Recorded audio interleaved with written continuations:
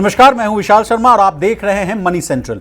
ये एक ऐसा शो है जहां हम गवर्नमेंट पॉलिसीज से लेकर इकोनॉमी, शेयर बाजार और पर्सनल फाइनेंस यानी आपकी जेब से जुड़े मसलों पर बात करते हैं। इन मसलों को आसान भाषा में विस्तार से समझाने के लिए हमारे साथ मौजूद हैं हमारे सहयोगी और वरिष्ठ आर्थिक पत्रकार प्रवीण शर्मा सर, आपका मनी सेंट्रल में बहुत स्वागत है। धन्यवाद विशाल। गोल्ड के दाम बीते 2 साल में जिस तरह से तूफानी रफ्तार से बढ़े हैं उसने इन्वेस्टर्स की तो बल्ले बल्ले कर दी, लेकिन शादी विवाह या किसी और काम के लिए जिन्हें गोल्ड खरीदना था वो इस तेजी में बुरी तरह से फंस गए। अब ज्वेलर्स की दुकानों पर सन्नाटा पसरा है। दूसरी तरफ इस आफत में सरकार भी फंस गई। सरकार की 2 स्कीमें इसका शिकार हुई हैं। पहले सॉवरेन गोल्ड बॉन्ड और अब एक और स्कीम। अब क्या है यह मामला और इसका आप पर क्या असर होगा, इसे आज के मनी सेंट्रल में डिस्कस करने वाले हैं। कर्ज से दबी टेलीकॉम कंपनी वोडाफोन आइडिया लगातार सुर्खियों में है। कंपनी के ऊपर सरकार की भी भारी भरकम देनदारी है। अब वोडाफोन आइडिया ने एक बड़ा फैसला किया। क्या है यह फैसला और क्या इससे कंपनी की मुश्किलें जो हैं दूर होंगी, इसे आज के मनी सेंट्रल में समझेंगे। बात करेंगे देश के 30 लाख लोगों की जिनके लिए बैंकों ने अपने दरवाजे जो है बंद कर दिए। अब ये पूरा मसला क्या है, इसे भी आज हम डिस्कस करेंगे। और आखिर में बात होगी गोल्डमैन सैक्स की एक बड़ी रिपोर्ट की। भारतीय बाजार को लेकर इसमें क्या कहा गया है, इसे समझेंगे। और आज फाइनेंस मिनिस्ट्री ने मंथली इकोनॉमिक रिव्यू जारी किया है, इसे भी जानने की कोशिश करेंगे। इसके अलावा 8वें वेतन आयोग को लेकर एक नया अपडेट भी आया है, उसको भी बहुत ही आसान भाषा में प्रवीण सर से समझने की कोशिश करेंगे। तो चलिए फटाफट मनी सेंट्रल की शुरुआत करते हैं। बात करेंगे गोल्ड की। बीते 2 साल गोल्ड के लिए जबरदस्त रहे। कीमतें आसमान पर पहुंच गई। गोल्ड की तेजी इन्वेस्टर्स को तो तगड़े फायदे करा दिए, लेकिन इसने गोल्ड ज्वेलर्स और कस्टमर्स के सामने बड़ी मुश्किल खड़ी हुई। महंगे दाम ने कस्टमर्स को ज्वेलरी खरीद से रोक दिया और ज्वेलर्स की दुकानों पर सन्नाटा पसर गया। महंगे गोल्ड ने सरकार को भी तगड़ा झटका दिया। पहले सरकार ने सॉवरेन गोल्ड बॉन्ड को अनौपचारिक तौर पर बंद कर दिया था और अब बंद हो गई है गोल्ड मोनेटाइजेशन स्कीम। सर, मेरा आपसे सवाल है कि इस स्कीम को बंद करने के पीछे क्या मकसद है और आम लोगों पर इसका क्या असर पड़ने वाला है? देखिए, इस स्कीम को समझना पड़ेगा हमको। जो सॉवरेन गोल्ड बॉन्ड वाली स्कीम आई थी उसके साथ हमको इसको देखना पड़ेगा जी। पिछले 2-2.5 साल से गोल्ड की जो दाम जिस तरह से बढ़े हैं, मार्केट्स को आउटपेस किया है, उसने सरकार के सामने मुश्किल पैदा कर दी। पहली समस्या खड़ी हुई सरकार के सामने, या जिसको आरबीआई जारी करता है, सॉवरेन गोल्ड बॉन्ड जो पेपर फॉर्म में जारी होते हैं। हमने इस पर डिस्कस भी किया था जी। उस पर कोई आधिकारिक तौर पे तो ऐलान नहीं किया गया है, लेकिन सरकार ने लंबे वक्त से इसका कोई नई किस्त या नया ट्रेंच जारी भी नहीं किया है। अच्छा। गोल्ड बॉन्ड खरीदने सीरीज क्या बात कर रहे हैं? सीरीज की बात कर रहा हूँ मैं। जो 2016 के आसपास जो जारी हुए थे वो अब रिडेम्पशन के लिए आ गए हैं और वहाँ लगभग 200% का प्रॉफिट देके गवर्नमेंट को उसका पैसा देना पड़ रहा है। 8,600 और खरीद फरोख्त उसकी जो थी 3600 रुपये के आसपास गोल्ड की थी। प्लस क्या हुआ कि उसमें 2.5% का सरकार को ब्याज भी चुकाना पड़ा। तो अब सरकार वहाँ फंस गई। रिजर्व बैंक ने हाथ पीछे खींच लिए कि नहीं करेंगे। दूसरी बात, अब जो आज का नोटिफिकेशन आया है फाइनेंस मिनिस्ट्री की तरफ से, वो आ गया है गोल्ड मोनेटाइजेशन स्कीम पर, जहां पे कि नवंबर 2015 में इस स्कीम को लॉन्च किया गया था। वही वक्त था जब हमने एसजीबी को भी लॉन्च होते हुए देखा था। ठीक है। इस स्कीम में भी सॉवरेन गोल्ड बॉन्ड की तरह से ब्याज मिलता है। 3 तरह की कैटेगरी है इसमें, शॉर्ट टर्म है, मीडियम टर्म है और लॉन्ग टर्म है जी। शॉर्ट टर्म को छोड़कर मीडियम और लॉन्ग टर्म दोनों में इसको बंद करने का सरकार ने ऐलान कर दिया है। मीडियम टर्म में 2.25% ब्याज मिलता था, लॉन्ग टर्म में 2.5% का ब्याज इस स्कीम में दिया जाता है। बैंक देते हैं, आपसे गोल्ड लिया जाता है, गोल्ड लेकर उसको बैंक पिघलाते हैं। पिघलाने के बाद उसके जो बार बनते हैं उनको बेचा जाता है और जो पैसा है आपके हिस्से का वो आपके खाते में डाल दिया जाता है। जब मैच्योरिटी की टाइम आती है, इसमें 1 से 3 साल शॉर्ट टर्म है, 5 से 7 साल मीडियम टर्म है, 12-13 साल के आसपास इसमें लॉन्ग टर्म का है जी। वो फिर पैसा आपका उसने टाइम पे आप इसको रिडेम्पशन कर सकते हैं। पैसा भी रिडेम्पशन कर सकते हैं जो चाहें, और चाहें तो उसमें गोल्ड भी ले सकते हैं जो आपने जमा किया। तो ये जो है, अब वही बात है कि 2.5% का ब्याज और ऊंचा गोल्ड का वैल्यू जो है, वो दोनों चीज़ें लगता है कि सरकार के खजाने पर भारी पड़ी। 31,000 किलो के आसपास गोल्ड लोगों ने इतने जो दिसंबर 2024 तक जो आंकड़े आए थे वो लगभग 31,000 टन किलो से ज़्यादा गोल्ड लोगों ने इस स्कीम में जमा कराया। ठीक है सर। अब वो सरकार ने उससे हाथ पीछे खींच लिए और जो आफत है वो आप समझिए कि जो इस वक्त जो चल रहा है पूरा, वो ज्वेलर्स परेशान है और कस्टमर तो परेशान है ही, जो कि गोल्ड खरीदने की इतनी बड़ी मुश्किल हो गई, 90,000 रुपए पे दाम पहुंच गया है। तो ये पूरा वो परिदृश्य है जहां पे कि सरकार को एक के बाद एक 2 स्कीमों पर एक तरह से ताला लगाना पड़ गया है। लेकिन सर ये बड़ा सोचने वाली बात है कि पहले सॉवरेन गोल्ड बॉन्ड जो गोल्ड पेपर था उसको सरकार ने बंद किया, कहा कि इसको हम लोगों ने मोनेटाइजेशन के रूप में या इंपोर्ट जो ज़्यादा हो रहा है उसमें कटौती करने के लिए, अब बहुत सारा बिल्स जो है सरकारी बिल है वो बढ़ जा रहा है, इसलिए हमने इसको लाने की कोशिश की थी। पहले अनौपचारिक रूप से उसको बंद करना हो, फिर आ जाए ये मोनेटाइजेशन स्कीम किसको बंद करना हो, उसके लिए भी हम लोगों ने खबरें चलाई कि भाई ऐसा मिस फेल्योर था सरकार का कि 1,13,000 करोड़ रुपए का जो है नुकसान सरकार को होता हुआ दिख रहा है। मुझे ये समझ में नहीं आ रहा है सर कि इसके पीछे का जो क्या ब्रेन चाइल्ड था जिसने इस स्कीम को लिखा, रचा, बुना, वो इतना बड़ा फेल्योर कैसे हो गया? नहीं, देखिए दोनों ही स्कीमों के पीछे एक बड़ा क्लियर पर्पस था, एक बड़ा मकसद था। एक मकसद जो, अगर मैं केवल और केवल गोल्ड मोनेटाइजेशन स्कीम की बात करूं तो एक पर्पस था इसको फॉर्मल इकोनॉमी से जोड़ने का। गोल्ड को, जो घरों में रखा हुआ गोल्ड है, माना ये जाता है कि भारतीय परिवारों के पास महिलाओं के पास तकरीबन 30,000 टन गोल्ड है। अलग अलग आंकड़े, कहीं 22,000 टन कहा जाता है, कहीं 21,000 टन, तो एवरेज 22-23,000 टन या 30,000 टन सोना भारतीय परिवारों में रखा गया है। ठीक है। इसके अलावा हर साल 700 टन से 800 टन भारत लगातार इंपोर्ट करता है जी। देश में प्रोडक्शन बहुत कम है, सब जानते हैं। गोल्ड इंपोर्ट होता है, होता क्या है कि उसके जरिए डॉलर जाता है और देश पर इंपोर्ट बिल की मार पड़ती है। ठीक है। सरकार का पिछले 7-8 साल से, मोदी सरकार जब से आई तब से एक फोकस ये रहा है कि गोल्ड पर किसी न किसी तरह से जो इंपोर्ट का जो बिल है उसको हम कम करें जी। उसी प्रक्रिया में 2015 में ये दोनों स्कीमें लाई गई, चाहे सॉवरेन गोल्ड बॉन्ड हो चाहे गोल्ड मोनेटाइजेशन स्कीम हो। ठीक है सर। दोनों में ब्याज का कंपोनेंट रखा गया ताकि इन्वेस्टर्स के लिए या डिपॉजिटर्स के लिए इसको ल्यूक्रेटिव बनाया जाए। सर, सॉवरेन गोल्ड बॉन्ड में कहा गया कि अगर यूपीआई से या डिजिटल माध्यम से पेमेंट करिएगा तो 50 रुपए और कम लगेगा। बिल्कुल। Long term capital gains tax की बात की गई कि वहां भी अगर आपको छूट मिलेगा, 2.5% ब्याज का जो सालाना आधार पर वहां भी देने की बात की जा रही थी। लेकिन जो आपको ब्याज मिल रहा है, जो मोनेटाइजेशन वाला, वहां पे वो टैक्सेबल है ब्याज। तो टैक्सेबिलिटी का एक इश्यू था उसमें।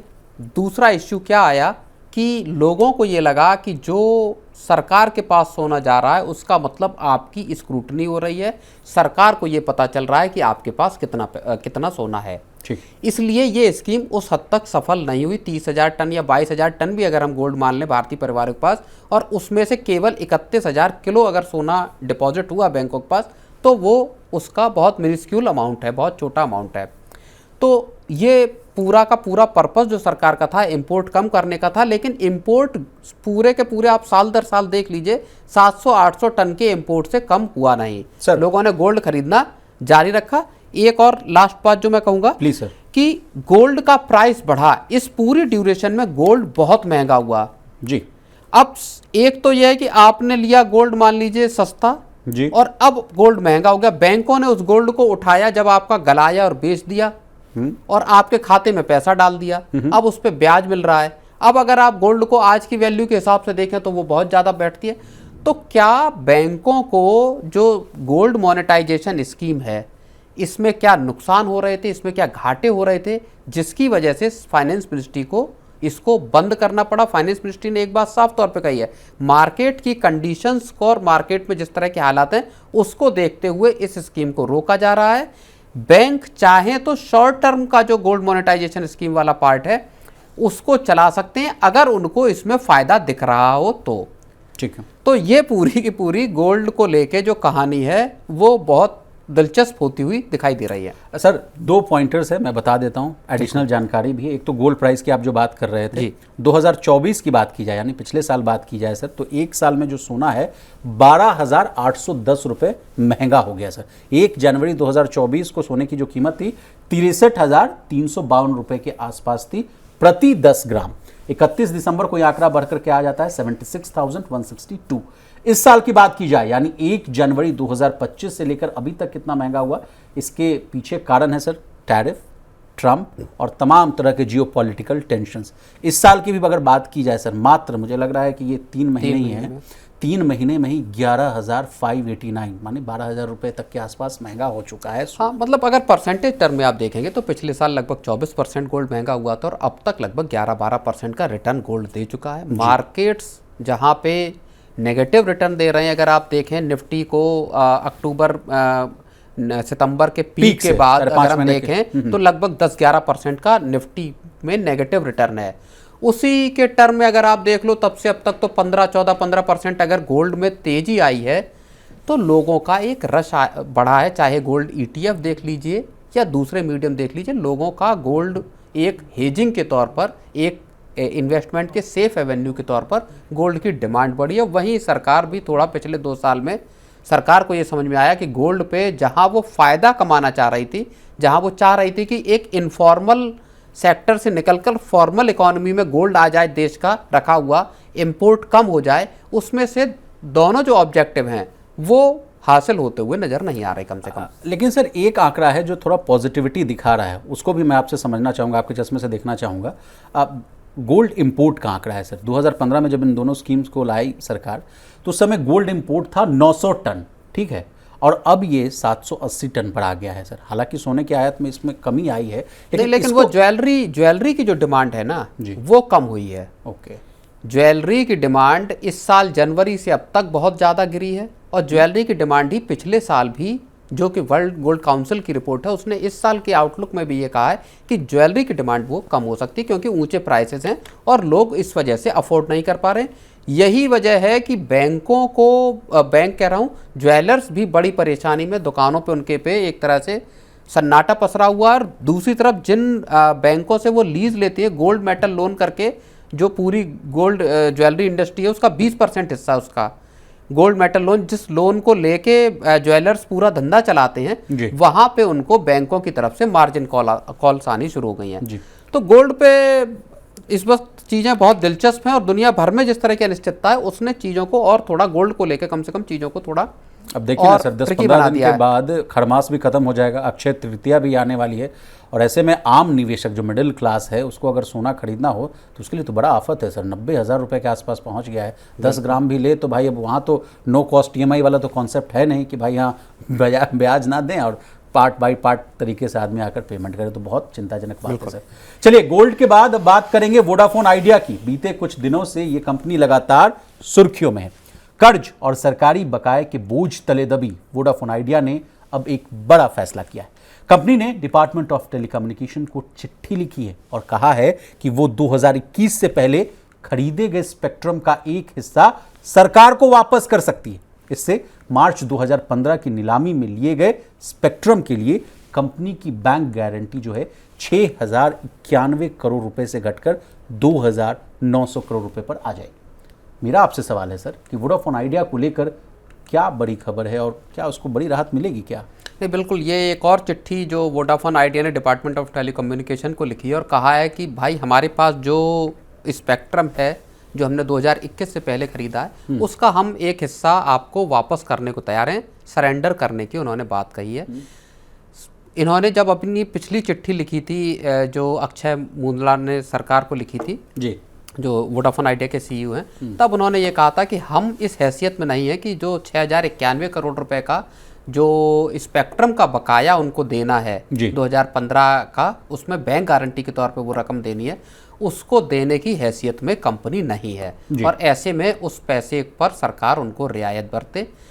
जो AGR का बकाया है उसको लेके जो पीछे से खबरें चली आ रही थी कि हो सकता है सरकार माफ़ कर दे AGR, वहाँ पे सरकार ने एक तरह से अपना सख्त रुख दिखाया है और सरकार ने कहा है कि आपको अपने इंतजाम खुद करने होंगे। ये पैसा वापसी को लेकर सरकार की तरफ से अभी एक राय सरकारी हल्के में नहीं है, कम से कम इक्विटी में तब्दील करने की बात चल रही है। हाँ, इसके बाद कंपनी ने पहली चिट्ठी जो लिखी उसमें यह कहा कि हमारा जो AGR का बकाया है 36,950 करोड़ रुपए का, उसको आप इक्विटी में कन्वर्ट कर दीजिए हमारा। अब वो हिस्सा अगर इक्विटी में कन्वर्ट होता है तो जो 22.6% का गवर्नमेंट का स्टेक है हो जाएगा, वो 49% पे पहुंच जाएगा। तो लेकिन ये होगा कि नहीं सर, ये मैं आपसे जानना चाहूंगा। ये सवाल मैंने उस दिन भी पूछा था आपसे कि क्या नेक्स्ट एमटीएनएल बन जाएगी नेक्स्ट, क्योंकि आप बीएसएनएल तो चला नहीं। देखिए, अगर सरकार, देखिए वोडाफोन अपनी तरफ से पूरी कोशिश कर रही है कि किसी भी तरीके से वो इस बिजनेस में, इस धंधे में टिकी रहे। 26,000 करोड़ रुपए जुटाए गए, कंपनी ने फंड रेज किया। उसके अलावा एक बड़ी पूंजी वोडाफोन पीएलसी ने भी कंपनी में डाली, जो आदित्य बिरला ग्रुप है उन्होंने भी इसमें पैसा डाला, और लगातार 5G को लॉन्च करने की कोशिश हो या बाकी स्टारलिंक के साथ जो अपना सैटेलाइट स्पेक्ट्रम को के जरिए इंटरनेट देने की बात हो, तो कंपनी उस तरह से कोशिश कर रही। लेकिन अंत में अगर हम बात करें तो सरकार जब तक बड़ी मदद नहीं देगी, कंपनी का रिवाइवल मुश्किल हो जाएगा, क्योंकि 2 लाख करोड़ का कर्ज है। 70,000 करोड़ के आसपास की बताया जाता है कि एजीआर और दूसरी जो गवर्नमेंट की लाइबिलिटीज हैं वो कंपनी पर बनी हुई है। अब देखना ये होगा कि क्या 36,500 करोड़ रुपए के लगभग की जो एजीआर का बकाया है, जिसको मांग रही है वोडाफोन आइडिया सरकार, वो क्या सरकार उसको राहत देती है या नहीं देती है। हो सकता है कंपनी अगर कोलैप्स करने की कगार पे पहुंची तो सरकार शायद वहां पर मदद दे भी, तो देखना इसमें। जी प्रवीण सर, लेकिन इससे पहले ही कुछ वर्जन भी आ गया था ज्योतिरादित्य सिंधिया साहब का, उन्होंने कहा कि नहीं ये मेरा लुकआउट नहीं है, कंपनी खुद तय करे। वो वाला मामला भी क्या है? हाँ, वही तो मैं बता रहा हूँ, जो सरकार में एक राय इस मामले में नहीं हुई कि एजीआर इतना कंफ्यूजन क्यों क्रिएट किया जा रहा है सरकार की तरफ से? देखिए, सरकारी खजाने पर बड़ा बर्डन पड़ जाएगा अगर एजीआर बकाया को माफ करते हैं, और वो अकेला वोडाफोन का मामला नहीं है, उसमें एयरटेल का भी मामला है। अभी एयरटेल ने लगभग 5,000 करोड़ रुपए सरकार को चुकाए हैं, जो अपने स्पेक्ट्रम ड्यूज के हैं। तो सरकार को डर लग रहा है। सरकार एक तरफ से स्पेक्ट्रम यूसेज चार्ज है वो लगभग खत्म करने की बात, ऐसी खबरें आई कि उसको करने पर विचार कर सकती है।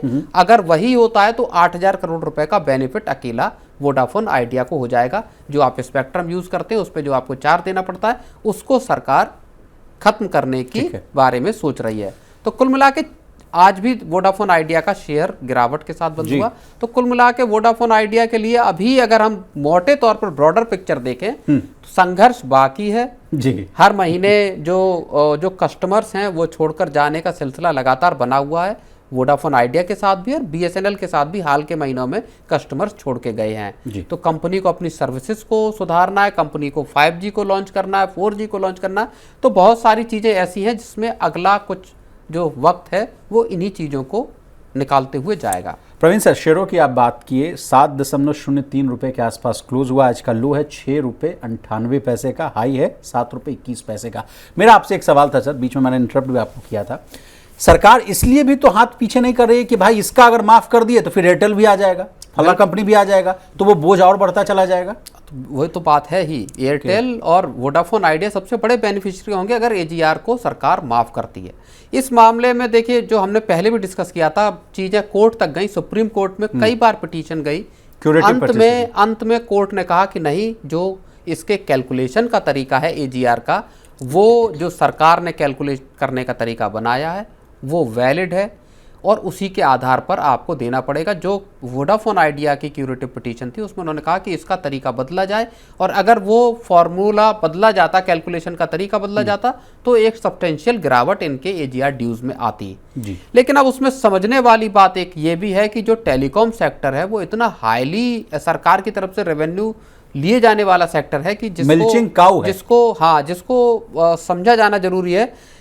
आप जो टैक्स दे रहे हैं, कॉर्पोरेट टैक्स दे रहे हैं, उसके अलावा आपको जो आपका जितना भी रेवेन्यू है उसमें से आपको सरकार को एक 3-4% का एजीआर के तौर पर देना पड़ता है। आपको जो भी कमाई हो रही है, सरकार हो सकता है अगर चाहे तो इसको कुछ वक्त के लिए माफ कर सकती है, कुछ वक्त के लिए वेवर इन कंपनियों को दे सकती है जो मुश्किल में चल रही है। मान लीजिए अगर वोडाफोन आइडिया की ही बात करें, लेकिन दूसरे तौर पर सरकार ये सोचती है कि अगर एक कंपनी को देंगे तो जियो है, एयरटेल है, वो सारे खड़े होंगे कि आप किसी एक कंपनी को नहीं दे सकते। तो चीजें कॉम्प्लेक्स हैं, सरकार के एंड पे भी, खजाने के तौर पर भी, और कंपनी यानी वोडाफोन आइडिया के लिए भी कॉम्प्लेक्स सिचुएशन है अभी यहाँ पे। चलिए सर, अब बात करेंगे देश के कम से कम 30 लाख लोगों की। देश के इस बड़े तबके के लिए बीते 9 महीने के दौरान बैंकों ने अपने दरवाजे बंद कर लिए। इन लोगों को बैंकों के लिए जारी किए जाने वाला जो कर्ज है उसका जो रास्ता है वो बंद हो गया। मेरा सवाल आपसे है सर कि बैंकों के इस कदम के पीछे की क्या वजह है? देखिए, बैंकों के ने जो ये कदम उठाया है, जिसमें कि 30 लाख लोग, कम से कम जो माना जा रहा है, कम से कम 30 लाख लोग ऐसे हैं जो कि बैंकों से कर्ज लेने के अब हकदार नहीं रहे। तो वो एक बड़ा संकट, कैसा कर्ज लेने का? कर्ज किसी भी तरह का, यानी फॉर्मल तौर पर, जो एक औपचारिक तौर पर बैंकों से आप जो कर्ज लेते हैं, वहां पर इतने बड़े तबके के लिए एक एंट्री बैरियर लग गया है। वहां पर अब ये लोग कर्ज नहीं ले पाएंगे। वजह उसकी ये है कि बीते कुछ वक्त में बैंकों के एनपीएस बढ़े, बैंकों को एक बड़ा कर्ज अपनी बुक से राइट ऑफ करना पड़ा और बुक्स को अपनी को क्लीन करना पड़ा। और 16 लाख करोड़ के आसपास का है ना सर, बट्टे खाते में डालना? बिल्कुल, करीब 13-14% के आसपास पर ओवरऑल अगर हम देखें तो बैंकों का एनपीए पहुंच गया था। उसमें माइक्रो फाइनेंस कंपनियां भी हैं, उसमें एनबीएफसीज भी हैं, उसमें प्राइवेट और गवर्नमेंट यानी सरकारी बैंक्स भी हैं। तो अब बैंकों ने जो ये किया है कि हम ऐसे किसी भी बंदे को, किसी भी शख्स को लोन नहीं देंगे जो कि डिफॉल्ट कर चुका है, जिसने कि लोन नहीं चुकाया था पहले। अच्छा। तो पिछले 9 महीने का ये आंकड़ा है। जब हम मार्च 2024 को देखते हैं तो वहाँ पे लगभग 8.7 करोड़ लोग ऐसे थे जिनको बैंकों का कर्ज मिला हुआ था, जो बोरोवर थे, यूनिक बोरोवर। ठीक है। अब वो घटकर 8.4 करोड़ जो है वो यूनिक बोरोवर पर पहुँच गया है। तो बड़ा जो है वो 4.4 लाख करोड़ के आसपास जो आउटस्टैंडिंग कर्ज था वो अब घट के 3-3.5 लाख करोड़ रुपए के आसपास पहुंच गया है। तो एनपीए बुक्स को राइट ऑफ करना वो एक ऐसा मसला बन गया है जिसकी वजह से पिछले 9 महीने में एक ऐसी बड़ी गिरावट आई है, जो बैंकों ने जिनके लोगों के लिए रास्ते को अपना कर्ज देने को बंद कर दिया है जी। समस्या इसमें इस बात की नहीं है कि बैंकों ने इन्होंने लोगों को कर्ज देने का एक रास्ता बंद कर दिया है। समस्या इस बात की है कि इतना बड़ा तबका, जिसके हो सकता है अलग अलग क्रेडिट प्रोफाइल रहे हो, बहुत सारे लोग कोविड के दौर से गुजरे होंगे, जो कोविड की वजह से जिनके काम काज नौकरी गई होगी जी। अगर वो, और बैंकों की शर्त क्या है, देखिए बैंकों ने रूल अपने स्टिफ कर दिए, सख्त कर दिए। 3,000 रुपए का आउटस्टैंडिंग जिनका बकाया है, या जिसने 60 दिन तक कर्ज को नहीं चुकाया है, 60 दिन तक जिनके ओवर ड्यू रहे हैं, ऐसे सभी लोगों को नया कोई कर्ज बैंक नहीं देंगे। ये उन्होंने एक प्रावधान इस तरह का कर लिया। इसका मतलब ये है कि जो बड़े पैमाने पर लोग हैं जिनको अब ज़रूरत होगी, उनके पास साधन क्या बचा? उनके पास साधन अनौपचारिक या इनफॉर्मल सेक्टर की तरफ जाने का बचता है, जिसमें आपके साहूकार हो गए, आपके प्राइवेट मनी लेंडर हो गए, गांव देहात में दूसरे लोगों से अनरेगुलेटेड एंटिटीज आ जाती है शक्ल में। फिर वहाँ क्या होता है? फिर वहाँ ये होता है कि आपको 2% मंथली। सर वहाँ होता क्या है ना, वहाँ शोषण होता है, और तमाम तरह की जो खबरें आती है ना कि सुसाइड की बात की जाती है, उनको परेशान किया जाता है। पहले तो कहा जाता है कि आपको बड़ा आराम से हम दे देंगे, इतने पैसे दे देंगे। उसके बाद उनको धमकाया जाता है, बाउंसर्स भेजे जाते हैं, उनके परिवार को प्रताड़ित किया जाता है। हमने कई खबरें की हैं सर, जिनमें उनका जो मोबाइल हैक कर लिया जाता है और उसके बाद उनके फैमिली मेंबर्स को फ़ोन करके कहा जाता है कि फला आदमी ने लोन दिया है। ये तो जो आप जो चाइनीज़ ऐप्स के जरिए जो लोन बांटे जा रहे थे, चाइनीज़ लोन देने वाली बात थी, चीनी ऐप्स के जरिए, ये उसकी बात है जहाँ पे कि जिनमें कौन लोग शामिल हैं? जिनमें पढ़े लिखे लोग शामिल हैं, जिनमें शहरों के लोग शामिल थे, और एक वक्त पे ये बहुत बड़ा मसला बना, बन गया था। बाद में आरबीआई ने उस पर क्लैम्प डाउन किया, बहुत सारे चाइनीज ऐप्स को बैन किया गया। लेकिन उससे भी ज़्यादा बड़ी समस्या है छोटे गांव, कस्बे, देहात में अगर आप जाओगे तो वहाँ पे फिर 2%, 3% का मंथली का इंटरेस्ट रेट होता है, जो 12 चौक 48% या 25-30% के रेट आपका पहुँच जाता है। तो जब आप फॉर्मल जो स्ट्रक्चर है उसमें आप लोगों को, और वल्नरेबल तबका है, ख़ास तौर पे छोटे लोग हैं, 5,000, 10,000 या 50,000 रुपये तक का जिसका कर्जा है, उस पर आपने अगर रोक लगा दी तो उनके पास ऐसे जो ज़्यादा सूदखोर हैं वहाँ पर जाने का रास्ता नहीं बचता, और वहाँ से फिर पूरा का पूरा वो एक इकॉनमी के लिए प्रॉब्लम क्रिएट हो सकती है। जैसा माइक्रो फाइनेंस इंस्टीट्यूशंस के बारे में हमने देखा जी, कर्नाटक में एक बड़ी क्राइसिस को हमने अनफोल्ड होते हुए देखा, जहाँ पे कि बड़े पैमाने पर लोगों ने शिकायत की, राज्य सरकार ने कहा कि हम अध्यादेश लेके आएंगे, इतनी बड़ी शिकायतें हुई। और दूसरी तरफ माइक्रो फाइनेंस इंडस्ट्री ने जिस तरह से कर्ज बांटे, उनके एनपीएस और स्ट्रेस का लेवल ऑल टाइम हाई पे पहुंच गया जी। तो प्रवीण सर, इसको क्या मैं बड़े पिक्चर, माइक्रो पिक्चर के रूप में अगर हम देखूं तो मैं इसको समझूं कि कंजम्पशन का जो समस्या है इस देश में हावी है, ग्रोथ को लेकर चिंताएं बरकरार है, महंगाई को लेकर चिंताएं बरकरार है। ऐसे में जो तबका है जिसके पास अभी थोड़ी आमद कम है, जिसकी कमाई कम है, उसके सामने एक साधन था कि भैया चलो अभी पैसे नहीं हैं तो यहाँ मैं छोटे छोटे 10,000 20,000 का लोन ले लेता हूँ, कर लूँगा। वो लोग तो बहुत बुरी तरह उन लोगों को मार पड़ेगी। नहीं, बिल्कुल मार पड़ेगी। अब इसमें होता यह है कि बैंकों को पर्सन टू पर्सन आपका स्क्रूटनी करनी चाहिए, आपको रिस्क प्रोफाइल देखना चाहिए और किस वजह से किसी का डिफॉल्ट हुआ, वो जब आप एक ह्यूमन ग्राउंड पे देखेंगे वहां पे आप ऐसे लोगों को चिन्हित कर सकते हैं जो विलफुल डिफॉल्टर ना हो या रिपीटेड ऑफेंडर ना हो। हाँ, एक होता है कि विलफुल डिफॉल्टर है जिसने जानबूझ के बैंक का पैसा मारा, दूसरा है कि जिसको मजबूरी में वो पैसा चुका नहीं पाया। तो इसको लेके भी बहुत सारी कोर्ट की तरफ से, आरबीआई की तरफ से भी ये चीज़ें कही गई हैं कि आप थोड़ा नरमी बरतें जब जो बैंक के बोरोवर्स हैं। अब देखना यही होगा कि बैंक किस तरह से इसमें, अगर इतना बड़ा गिरावट आई, क्या सरकार करती है, क्योंकि सरकार प्रायोरिटी सेक्टर लैंडिंग की बात करती है, सरकार जो आम लोग हैं उन तक कर्ज की पहुंच, जन धन के जरिए बैंक खातों तक पहुंच बनाने की बात करती है। तो जो आम आदमी है वो केवल एक डिपॉजिटर नहीं है, वो एक बोरोवर भी है। उस लहजे से भी उसको सोचना पड़ेगा। बड़े बड़े कॉर्पोरेट्स के भी डिफॉल्ट होते हैं। आप कहते भी हैं सर कि बैंकों की कमाई ही विशाल जो है वो लोन देने पर टिकी हुई है। बिल्कुल। अगर हम ही जमा ना करें पैसा आपके बैंक में, बिल्कुल, तो आप उस पैसा आपके पास आएगा नहीं खाता में, तो आप क्या ही चढ़ाओगे यार लोन पर। बिल्कुल, ये भी तो एक समस्या है। चलिए सर, अब आखिर में बात करेंगे भारत को लेकर आई एक और बड़ी रिपोर्ट की। गोल्डमैन सैक्स की रिपोर्ट में कहा गया है कि भारत में आर्थिक स्लोडाउन और अर्निंग्स में गिरावट का सबसे बुरा दौर जो है वो बीत चुका है। हालांकि बाजार को लेकर गोल्डमैन सैक्स ने एक और बड़ी बात कही। मेरा आपसे सवाल है सर कि गोल्डमैन सैक्स की रिपोर्ट की खास बातें क्या हैं? इसके अलावा पेंशन को लेकर, यानी 8वें वेतन आयोग को लेकर, पेंशन को लेकर भी कुछ बातें कही गई, वो भी हम आपसे समझने की कोशिश करेंगे।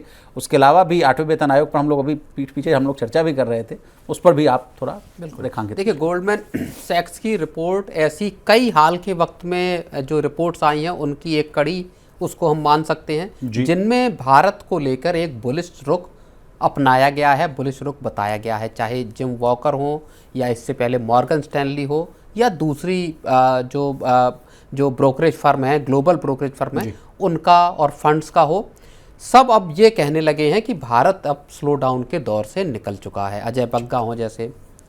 गोल्डमैन सैक्स की रिपोर्ट भी ऐसी बात कह रही है। गोल्डमैन सैक्स ने अपनी रिपोर्ट में ये कहा है कि भारत अपने जो आर्थिक स्लोडाउन था उसका सबसे बुरा दौर बीत चुका है, भारत का उससे बाहर निकल आया है भारत। इसके साथ ही साथ जो कंपनियों की अर्निंग्स थी, अर्निंग्स का भी जो स्लोडाउन था, जो कमी थी, गिरावट आ रही थी, उसको भी वो शायद सबसे बुरा दौर वहाँ पे बीत चुका है और अब इसके बाद एक अच्छे दौर की रिकवरी की या तेजी की शुरुआत होने वाली है। तो एक ये तो यहाँ बात पॉजिटिव हुई, लेकिन उन्होंने एक बड़ी बात कही है जो मार्केट्स को लेके है और जो थोड़ी सी फिक्र पैदा करती है। गोल्डमैन सैक्स ने अपनी रिपोर्ट में ये कहा है कि मिड और स्मॉल कैप जो शेयर हैं वहाँ पर घरेलू जो निवेशक हैं उनका बड़े पैमाने पर पैसा लगा हुआ है और इस वजह से मार्केट्स अगले कुछ वक्त में वोलाटाइल रह सकते हैं, इनमें उतार चढ़ाव दिखाई दे सकता है। और इसकी एक वजह ग्लोबल अनसर्टेनिटीज भी हैं, जिनका सबसे बड़ा फैक्टर हुआ है ट्रंप का टैरिफ कार्ड। तो ट्रंप का टैरिफ कार्ड, जिसकी वजह से ग्लोबल अनसर्टेनिटीज और भारत में जो इन्वेस्टर्स का ज़्यादा निवेश है आपका मिड और स्मॉल कैप शेयरों में, वो बाजारों को आने वाले वक्त में थोड़ा वोलाटाइल बनाए रख सकता है। लेकिन जो स्लोडाउन की एक बात कही थी उसमें उन्होंने ये भी कहा कि जो स्लोडाउन था वो साइक्लिकल स्लोडाउन था, स्ट्रक्चरल स्लोडाउन नहीं था और ऐसे में आने वाले वक्त में जो कंजम्पशन का रिवाइवल है या जो महंगाई के कम होने और बाकी चीज़ों को, तो वो एक सुधार आगे दिखाई दे सकता है। जी, 8वें वेतन आयोग को लेकर भी गोल्डमैन सैक्स ने एक रिपोर्ट पेश की है सर। मैं तो बड़ा हैरान था, परेशान था, लेकिन उन्होंने उसका कैलकुलेशन किया है कि सरकार अगर आवंटन करेगी, हालांकि उस पर हम लोगों ने चर्चा कर ली, अगर उस पर आप 1-2 पॉइंट बता दें तो बेहतर होगा सर। 7वें वेतन आयोग में तो लगता है सरकार ने 1 लाख करोड़ के आसपास का आवंटन किया था। बिल्कुल, ये कुछ कोरिलेशन कर रहे हैं, 3 सिनेरियोज की बात कर रहे हैं कि 175 होगा, 2 लाख करोड़ हो गया, उससे ऊपर होगा तो भाई इतना बढ़ेगा। तो क्या इस आधार पर सब वेतन और पेंशन का निर्धारण होता है क्या? नहीं, मुझे थोड़ा सा जब मैंने वो रिपोर्ट देखी तो थोड़ा सा मुझको ऑकवर्ड लगा कि क्या इस तरह से पेंशन और सैलरी की कैलकुलेशन, जैसे उन्होंने जो 3 सिनेरियो बताए कि अगर सरकार 1,75,000 करोड़ रुपए का आवंटन करती है 8वें वेतन आयोग के लिए, ठीक है सर, तो उसमें एवरेज सैलरी 16,000 या 14,600 रुपए प्रति माह की वृद्धि होगी। और दूसरा सिनेरियो है बॉस कि 2 लाख करोड़ का अगर आवंटन होता है तो औसत वेतन वृद्धि जो है वो 16,700 रुपए प्रति माह होगी। और अगर 2,25,000 रुपए, सॉरी माफ कीजिएगा, 2.25 लाख करोड़ का अगर आवंटन होता है तब जाकर कर्मचारियों का बढ़ेगा वेतन कितना, 18,800 रुपए प्रति माह। तो क्या सर, तो इसमें उन्होंने ये कहा कि अगर इस रकम को 50-50% डिवाइड किया जाता है, आधा सैलरी के लिए और आधा पेंशन के लिए, मेरा औसत सैलरी की बात करें, मेरा ये मानना है कि इस तरह का ब्रेकअप करना थोड़ा सा मुश्किल नहीं, जटिल क्या है, अनरेशनलाइज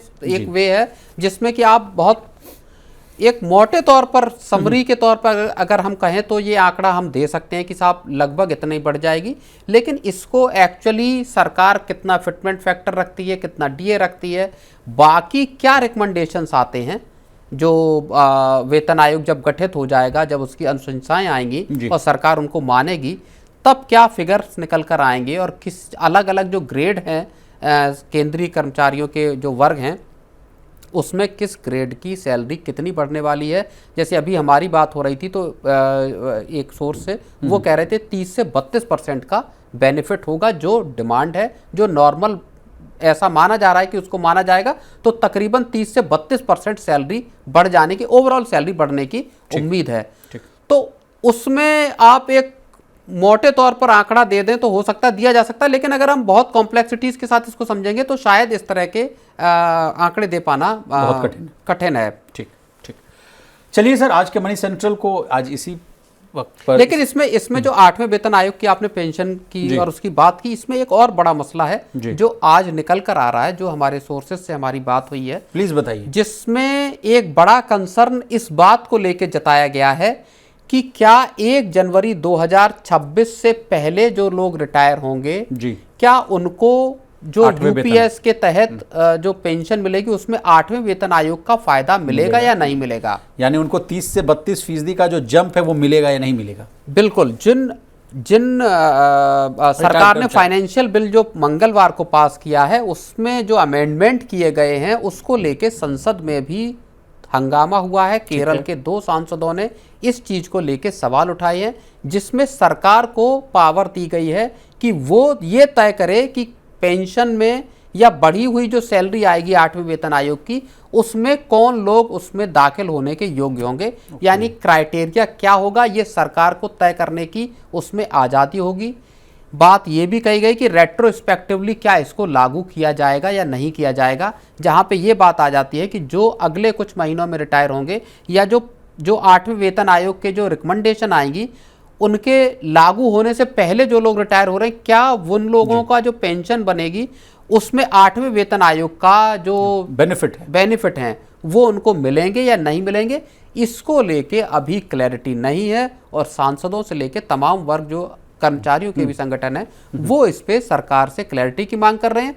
साथ ही जो एक बड़ी बात है वो ये कह रहे हैं कि बहुत बड़ा तबका नहीं है जो पिछले कुछ वर्षों में रिटायर हुआ है आसपास, बिल्कुल, उनको अगर इसका बेनिफिट नहीं मिलेगा 8वें वेतन आयोग का, तो एक अगर हम मोटे तौर पर अगर हम आंकड़ा माने तो 10-12 हजार रुपए तक की पेंशन की कमी उनको हो सकती है अगर 8वें वेतन आयोग की अनुशंसाएं इनको लागू करके नहीं दी जाती। तो ये एक बड़ा मसला जिसपे हो सकता है कल तक कुछ तस्वीर साफ हो। जी, हम बने हुए हैं सर उस खबर पर, और जैसे भी अगर कोई फॉलोअप स्टोरी होती है तो हम लोग सबसे पहले मनी 9 के अपने व्यूअर्स को अपडेट करेंगे। लेकिन आज के मनी सेंट्रल में इतना ही सर, आपका बहुत शुक्रिया, आपने तमाम विषयों को आसान भाषा में विस्तार से समझाने की कोशिश की। तो इसी तरह देश, दुनिया और बिजनेस जगत से जुड़ी तमाम ताज़ा तरीन खबरों के लिए बने रहिए हमारे साथ और देखते रहिए मनी 9।